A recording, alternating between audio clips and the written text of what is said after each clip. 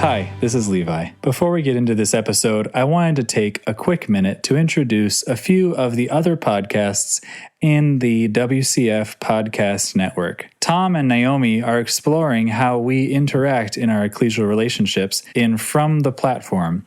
It's a very in-depth series that is incredibly helpful for understanding and developing compassion and better listening practices. That's From the Platform. Sam Taylor from Cleveland, Ohio, produces weekly devotionals in Pause to Consider. Think Mr. Rogers meets Fireside Chat. I love Sam's humble style and think every episode is fantastic. You can find both of those wherever you get your podcasts or on our website at wcfoundation.org. Now, here's the show.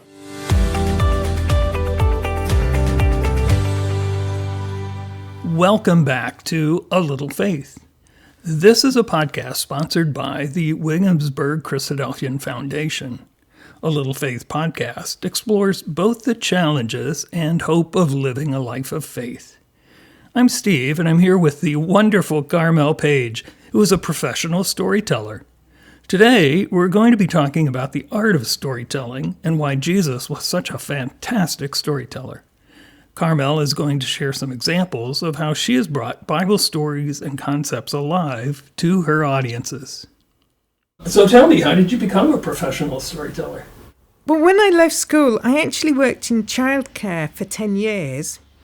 And then when I had my children, I couldn't see the point of paying someone to look after my children so I could get paid to look after somebody else's children. So I had a 10-year career break, which people don't do now, but I'm really glad I could do it.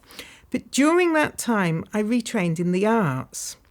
Now then, because I was an artist who had a lot of experience of working with children, it was really easy to get jobs in schools, doing arts projects in schools, and there was a lot of funding. And I loved doing that. I had so much fun. And a lot of the funding was for literacy projects. So I got to do so many fun things in schools. Even some days I got to go dressed up. And I would arrive at school and I would be Captain No-Beard, the smoothest pirate who ever sailed the 7 seas. So it was great, and I just thought, yes, storytelling, this is my thing. This is what I love. Some days I was a superhero called Creative Carmel, and I used to fly around the classroom before I even did any work. And I just felt, yeah, this is it. This is right for me. And I got really into storytelling. That's terrific. I love it. I guess part of storytelling is surprising your audience, right? Yeah, sometimes. It would be unusual. Storytelling is a lot about entertainment, I guess. It is, and it's about transporting people to other places. And yes, sometimes if people think they're going for a straight talk, whenever I'm asked to give a talk, I always say yes. And then I get there, I tell a story. And it does surprise people. Yeah. Right. Can this sort of thing be used, have you seen it used, storytelling, when I say this kind of thing, be used in the place of an exhortation? Should more whoever the presenter is do storytelling more, and why, if that's the case? Well, my question to you would be, have you ever sat in front of somebody giving a talk who's reading notes in a monotonous voice, and you suddenly realise that 5 minutes of the talk has gone on and you've not even listened? And that you haven't even realised it's begun. Has that happened to you? More like 10 or 15 minutes can go by, Yeah, I do that all the time. So I think you can't presume people's attention. You have to work out how you're going to engage with people. And storytelling can be really good for that. If you can draw people in and kind of create a real experience for people, it really helps them to engage. If you can touch people's hearts, then they will carry that away with them, and storytelling can do that. Yes. It certainly would make it more memorable, which is the point. Do you think that's at the root of why Jesus used stories the way he did? I think he knew what worked, certainly. And I think there's something about stories that people can take them on any level. A good story people can understand on different levels. One of the stories that I tell is about a child who dies underground in a tunnel, but I tell it in such a way that if you want to, you can believe that he's actually gone to King Arthur, and King Arthur is now looking after him down there, because there's a lot of stories in the UK called Sleeping Arthur legends, that if you can just find the right tunnel, you'll find King Arthur asleep. So that story, you can either take it as being that the little boy died or that the little boy is still alive with King Arthur. And I think a lot of stories work like that, that you can understand them on a lot of different levels. So the stories that Jesus told, if you just seen this man who was kind of telling stories and he looked interesting and you just wanted to be entertained, you could just go and hear them as stories. But maybe the kind of stories that stay with you, and then you go home and you ponder them and you can think about them and find a lot of layers of meaning to them. And then the people who were close to Jesus, they actually asked him, what did that mean? And then it opens up whole more conversations and you can kind of discuss things a lot more deeply. And I think that's the power of stories, that people can take from them what they need at the time, and they can decide for themselves how far they want to think them through and what level they want to go with them. Philip Yancey is an author. He made a terrific point, and you just gave me an insight. So thank you very much on something that I learned from something he wrote, which was something about the manner of Jesus, and being around him was very engaging to people. And we know this because he would go to a dinner, be invited to a dinner of tax collectors and sinners, and they all came, they filled the house. They came because they enjoyed his company. And what I just thought to myself is probably because of this whole reputation he had as a storyteller. So they knew it was going to be a pleasant evening. It wasn't going to be a lecture about change your ways. He was going to give them something to think about. He charmed them, didn't he? Somehow he really charmed them. He didn't tell them they were evil, whatever. Somehow he was preaching repentance, but he did it in a way that drew people in. And I think stories make you approachable. If you tell stories, then you're kind of not the enemy. People find stories appealing. And a lot of adults, when I say I'm a storyteller, a lot of adults presume that I work with children, which I do a lot, but I don't just tell stories to children. And actually, adults love stories. Adults watch soaps on television, they go to the picture, they play computer games that are stories. And, like when you and I first met and I said, oh, how was your journey? And you told me the story of how your journey was. And that's what we do as human beings. We tell each other stories. And yet for some reason, adults kind of see it as not for them. But when you start telling stories to adults, they love it. I've learned that in speaking, that if you work it in, if at some point, or if someone from who's speaking says, let me tell you a story, but it's in a very dry talk or something, but now they have something to tell the story. Instantly, I can be not paying any attention at all, but I hear that word story, and it's a trigger. It's a interesting phenomenon. Once upon a time, and everybody's there, aren't they? Yes. And it's such a great line to have, because everybody understands that something's coming and, it's going to be engaging. I don't often start stories like that, but it's a magic thing with children, because you just go, once upon a time, and everyone turns and looks at you. Mm-hmm. How much did you have to practice to do this? Or how did you, give me your journey to becoming a storyteller So once I realised that storytelling was a thing and it felt like my thing, I discovered there was a storytelling club in Sheffield for grown-ups. So it's called the Story Forge. We meet once a month in a pub and we tell each other stories. It's just the most enchanting evening. And sometimes we have a guest who comes, we pay a professional who tells us a story. And sometimes it's just members of the audience an open mic, and anyone who wants can get up and tell a story. And so that's what I did. I just got lots of practice of telling stories. And an advantage of having a story in your head instead of reading it is that as you tell the story, you look at your audience and you can see if it's a good story, because if it's a good story, they're on the edge of their seats. You know, you've 30 people in the room, you've 60 eyes watching you, and every time you move, they move with you, and you know it's good.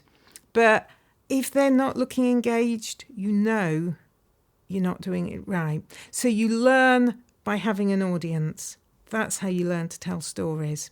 But you also learn a huge amount by observing other storytellers. So some storytellers really engage the audience and some don't. And it took me quite a while to kind of work out what it was that people are doing. And I mean, even now there are things that storytellers come and do and you just think, wow, how did you do that? How did you transport us so quickly? How did you pull us in so much? But one thing I realised quite early on is that some storytellers kind of, you sense they think it's all about them and they stand at the front and, you know, I mean, obviously the kind of person who decides to stand up and tell stories, we're probably all quite extrovert. But for some people, I think it was very much about sort of being the centre of attention. And obviously we all like that. But I quite quickly realised that it was not about me. It was about the story. And that you just have to focus on that story and how you transport the story from inside you across that room and into somebody else.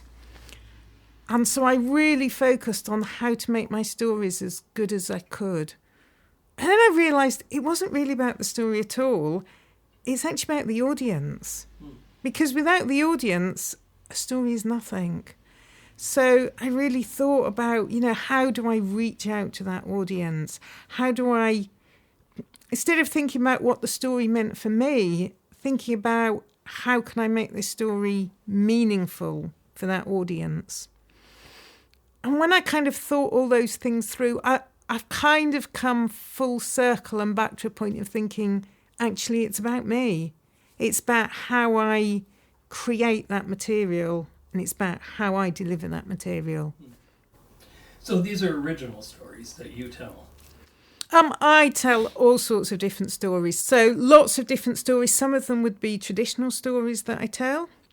So, for example, I work in Yorkshire Sculpture Park, and we have a sculpture there of Vulcan, this huge sculpture. It's like 4 meters high. So if I'm taking a group on a tour of the sculpture park, when I stand in front of Vulcan, I'm telling them the Greek mythology. Up there, in the clouds of Mount Olympus, in the palace of the powerful, in the courtyard of the gods, Juno and Jupiter ruled. So, having learnt that story to tell in Yorkshire Sculpture Park, because Sheffield is a metalworking city and Vulcan was, in Greek mythology, the god of metalworking, then that's a story that you can kind of tell at any Sheffield event. Then, yeah, sometimes, you know, I'm doing an event and we need a Bible story, so I'll learn a Bible story to tell, and then that Bible story will get retold back in the pub. And sometimes it's just... Can I tell you what happened to me yesterday? Do you know what? And just a real life thing happens that's so amazing that I just want to share it with people. So stories come from all sorts of places. Sometimes a school will say, we're doing a project and the children want to learn about the native community from North America. And could you tell a story and then could we make a totem pole? So sometimes I'll get a really sort of tight criteria for what a story has to be. Are there any Bible stories where you shout as if you're Vulcan? Or shout at the skies or whatever? I can't think of one offhand. Okay, because I love that. That was just terrific. Shouting at the sky is a really good feeling, actually. I like shouting at the sky. What else would you like to tell me about storytelling before we start talking about storytelling and faith? and your faith journey.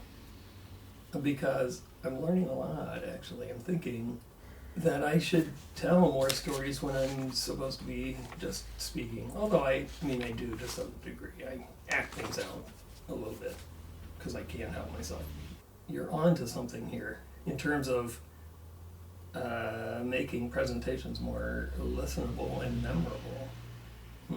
And a lot of the things that you do in storytelling, I think there's a lot of techniques that we use that are quite easy to integrate into other types of talk and to kind of pull people in. Here's an example. I'm going to tell you one line from a story, and then I'm going to ask you a question. One morning, a man got up, went across to his window and looked out at the world. What do you imagine he's looking at?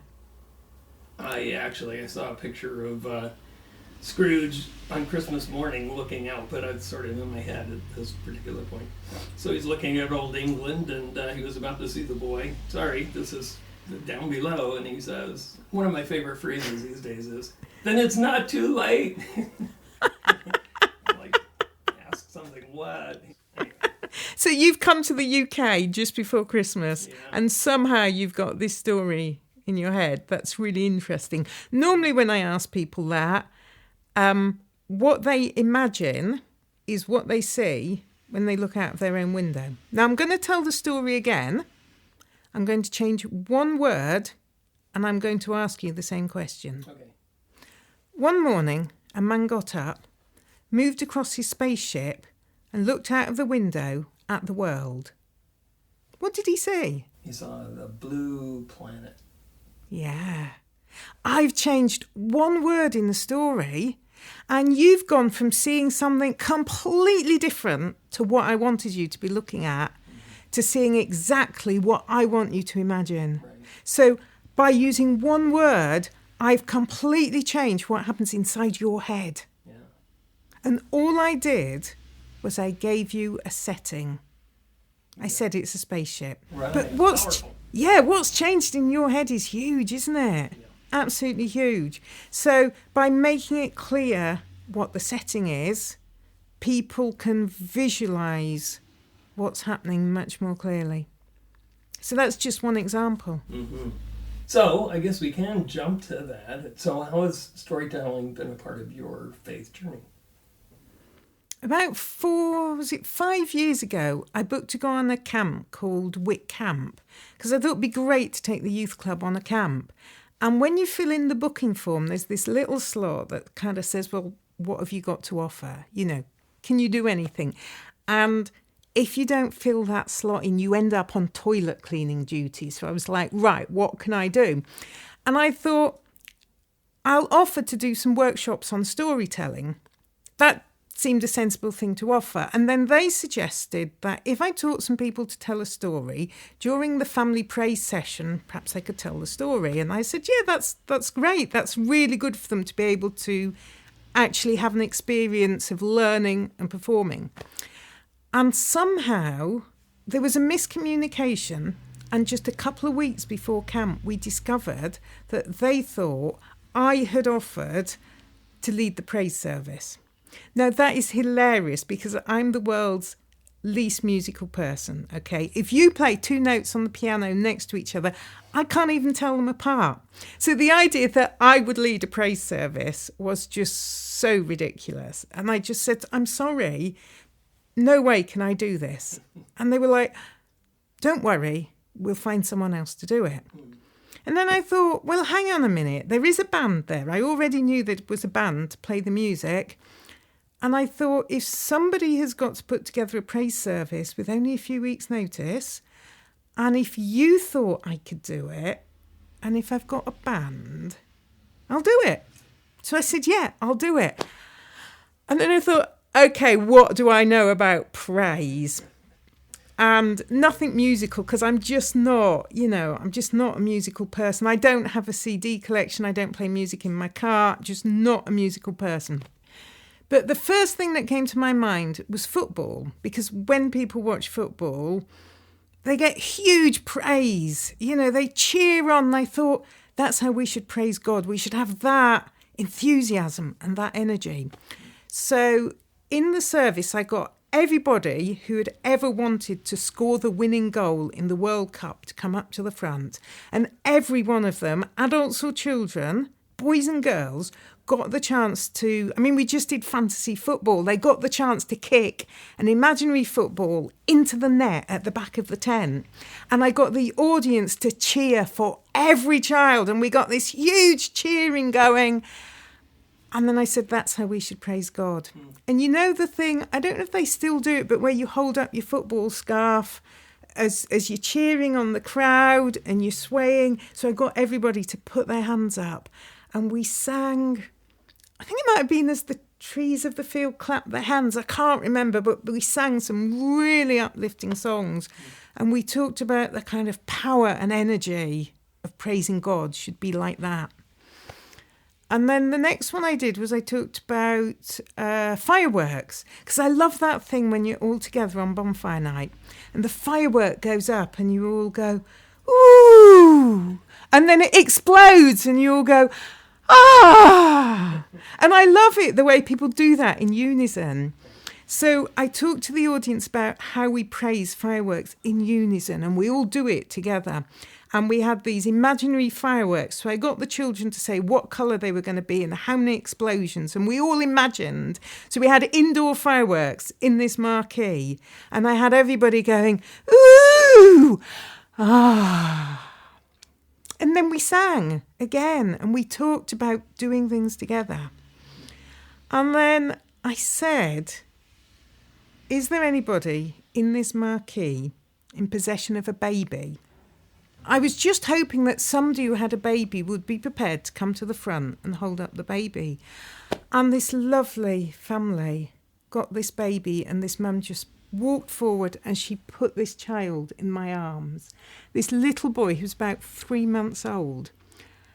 And I discovered I didn't need to do anything, because the moment I held that baby and faced the audience, everybody just went, ah. And we had a moment of baby praise.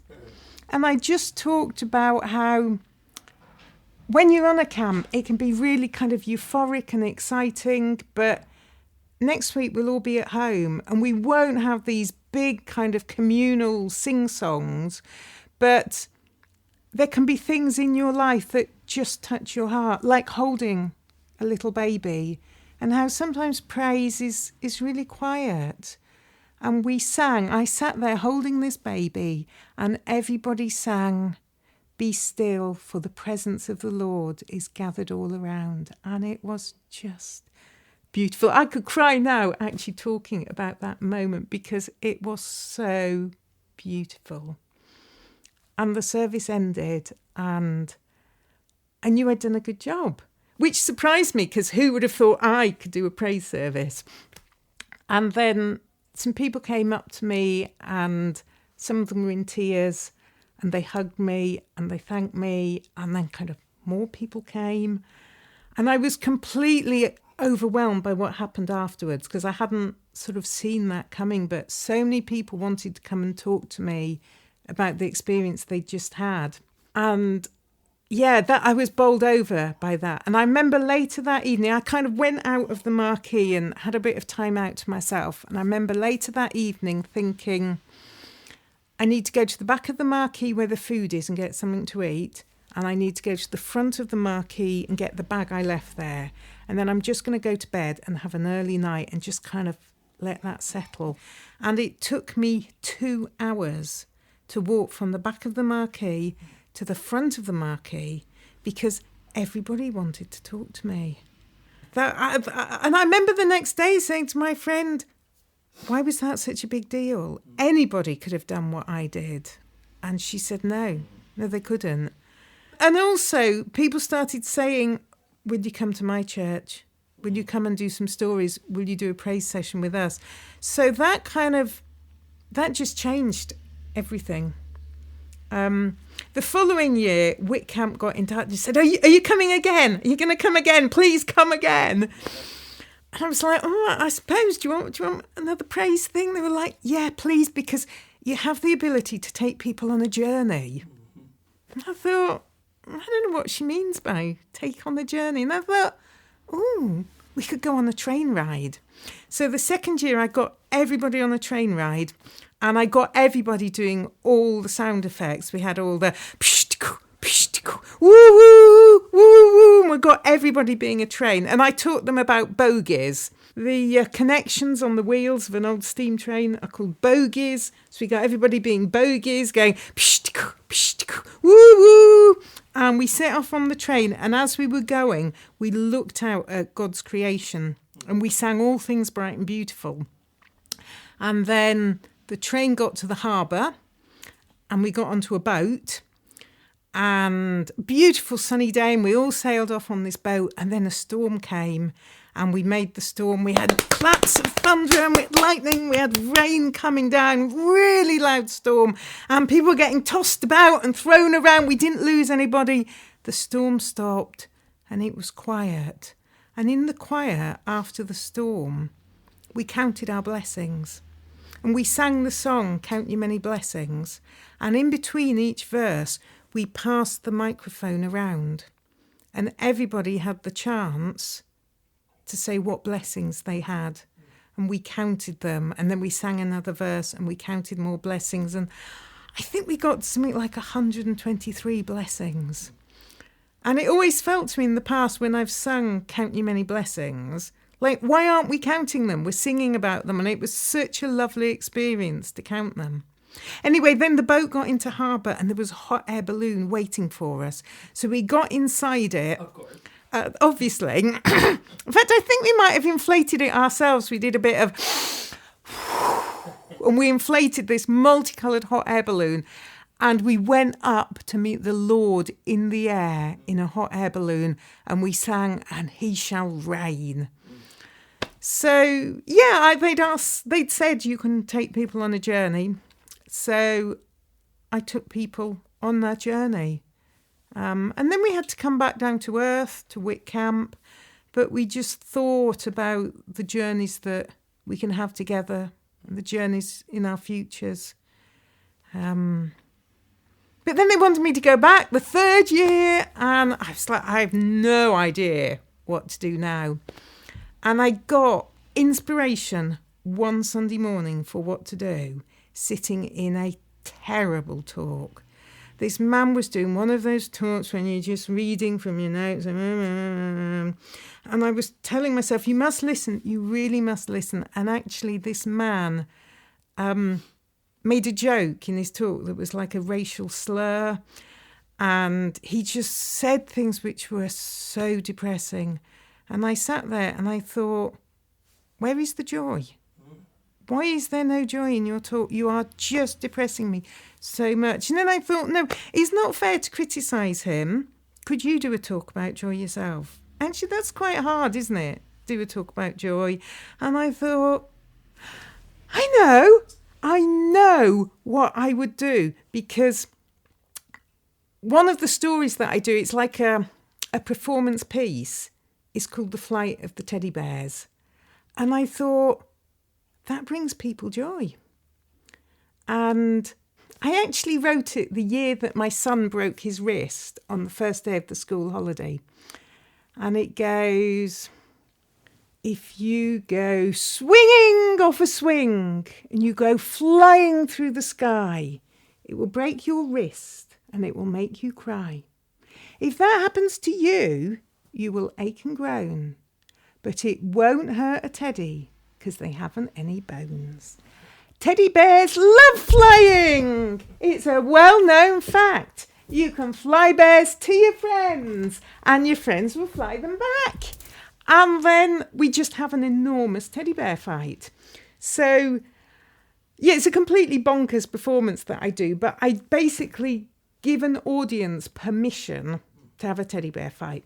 And people always say, I bet kids love that.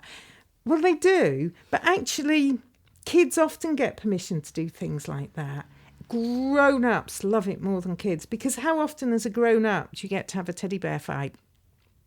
So I did that at Wick Camp. I started off with my normal kind of performance, and I had 100 teddy bears on holiday with me. I was sleeping with 100 teddy bears in my tent, and I threw them into the audience, and everybody, adults and children, there were 100 teddy bears filling the air on this camp. And then I said, if you've got a bear, hold your bear, give your bear a love. And everybody hugged their teddy bears, adults and children. And I said, is anybody feeling joy? And they just shouted back at me, yes. And then we talked about joy. And we had quite a lot of other times when we threw the bears about, and quite a few of them actually had little verses attached to them.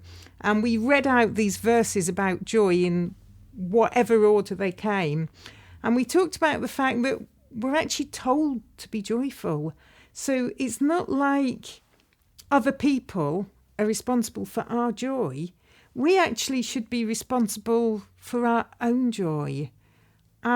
We talked a lot about what it meant to be joyful and where joy comes from. We also talked about the fact that some people cannot feel joy. Sometimes because people are ill, they cannot feel joy. So we shouldn't judge anybody for not being joyful. And sometimes we have to help people to experience joy because they can't do it on their own. And the music for that one was so easy because there are so many songs about joy. I think of the three, actually, The Flight of the Teddy Bears is the one that people remember most.